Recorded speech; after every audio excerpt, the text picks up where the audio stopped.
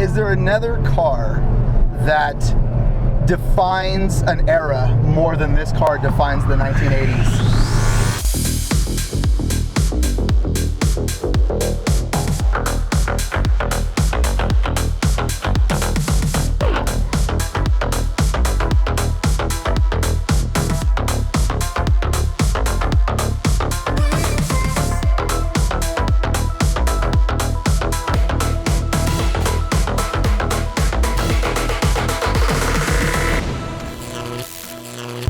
By the way, this is the first time I've been in your DeLorean. That's crazy, considering how many times you've been around the DeLorean. Yeah, in fact, I've never been in a DeLorean. Really? Nope.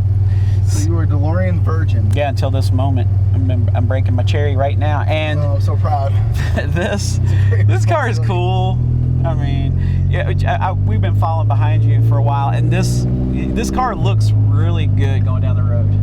Yeah, you know, when driving the car, it's great. You know, the interior's fine or whatever, but I think like the beauty of the car is, you know, seeing it like on the big screen dressed as a time machine. But like when we go in a group, when we get the DeLorean Club together, when we go in a group, seeing the cars driving down the road is the highlight of yeah, they look really good. They're low, wide. You know, it's actually a very small car. I mean, it's roomy. Like in here, this is not. I mean, yeah, it's plenty of room. But when you see it, like, you know, amongst the traffic, it just looks cool going down the road. Its style is very neat, yeah. You know, and it's just cool to see, and it has a lot of nostalgia to it. The interior and all that. I mean, it's just dated as can be. But what do you expect? This is 1980s, like perfection.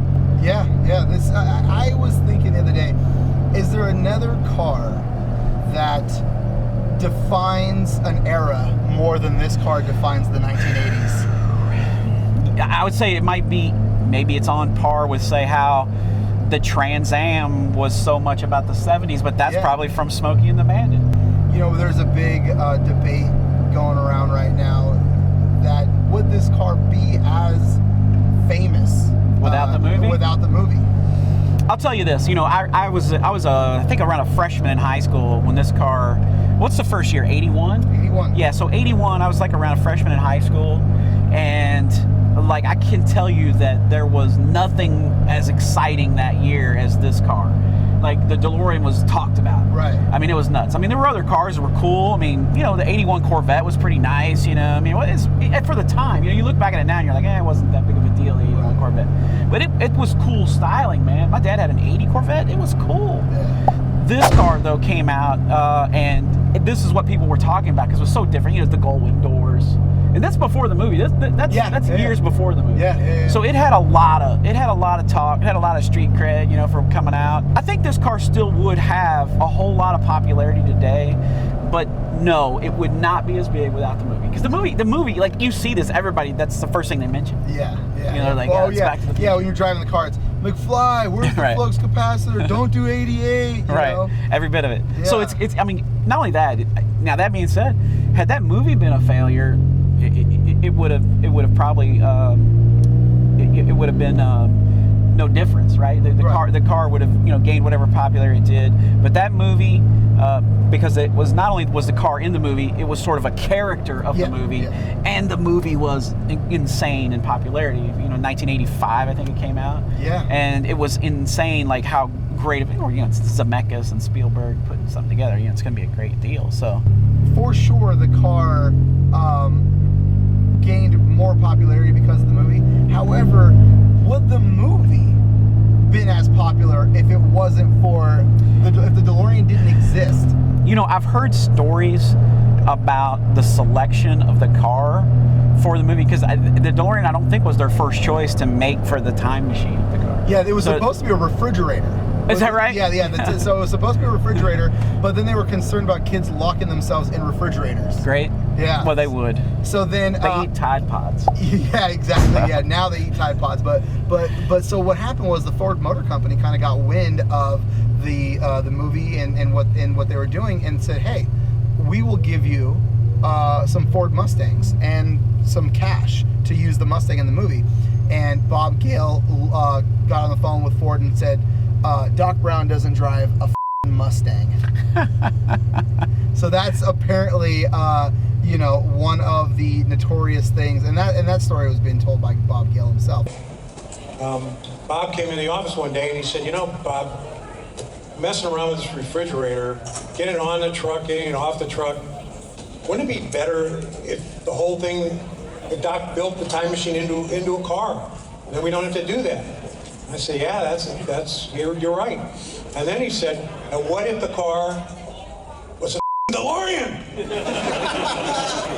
So, yeah, it seemed that it had to be this car. And of course, the famous line of the movie when Marty looks at him and says, you made a time machine out of a DeLorean? Wait a minute, Doc. Are you telling me that you built a time machine out of a DeLorean? And he goes, and then Doc starts to begin to say, you know, if you're gonna go into the future, why not do it with some style? The way I see it, if you're gonna build a time machine into a car, why not do it with some style? And then it actually starts to really explain why the DeLorean, and then his timer went off and Einstein came back, so he got cut off. Besides, the stainless steel construction made the flux dispersal. Look out!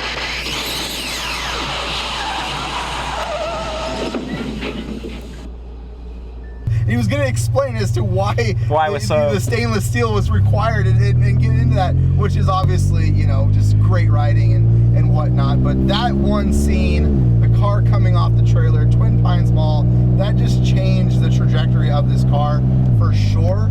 But at the same time, man, like if this car did not look like it does, it would not be in the movie. If John DeLorean created a car that looked different than this, yeah, you know, looking back on this car, it was cool back then. It wasn't considered to be like, you know, sort of what I would call today a failure in the horsepower department, because everything around back then was way underpowered. Yeah. You know, so what's this thing go for? 130 horsepower, you say? 130 horsepower. Yours is a little modified. Yeah, it's got some long tube headers and straight through exhaust with no catalytic converters. Maybe add 20 horsepower to that, but it's still, you know, nothing compared to the other vehicles that I have. It's got that Peugeot, Renault, Volvo motor. What is that thing, 2 liters? It's a 2.8 liter V6. We were talking earlier today about the wheels. This thing has 14-inch rims on the front. Yeah. They look like quarters. Yeah. Yeah, 15's on the rear. 15's on the rear. It's you know, when you start to compare that to what we see in modern times, it's mind-blowing how tiny these tires are with giant sidewalls like a monster truck. One cool thing about driving around in it that I've noticed today is that this car, it garners a lot of attention. Oh, yeah. People drive by, there were people taking pictures, you know, they pull up taking pictures. We were outside of a gas station, guy walked up, I've never even seen one in my life, you know. And so, which I find shocking that there are people that have still never seen one, but you know, they are a rare piece of machinery. They're not a lot running around out there. No, and the other thing too is that a lot of owners, they just, you know, they don't take them out that much, you know. Right. And you know, it's unfortunate because you know, these cars, people love seeing them and the reaction's great, but they just, you know, they're not, obviously not practical. You're not going to be daily driving it, so you know, that's another reason why they don't go out so much. You know, we've got fellow YouTuber Ashley Vaughn. Mm-hmm. Maybe you should take her for a ride in the car. Take Ashley for a ride? You guys have you got something to talk about? Yeah. Yeah, let's throw her in the car. Okay.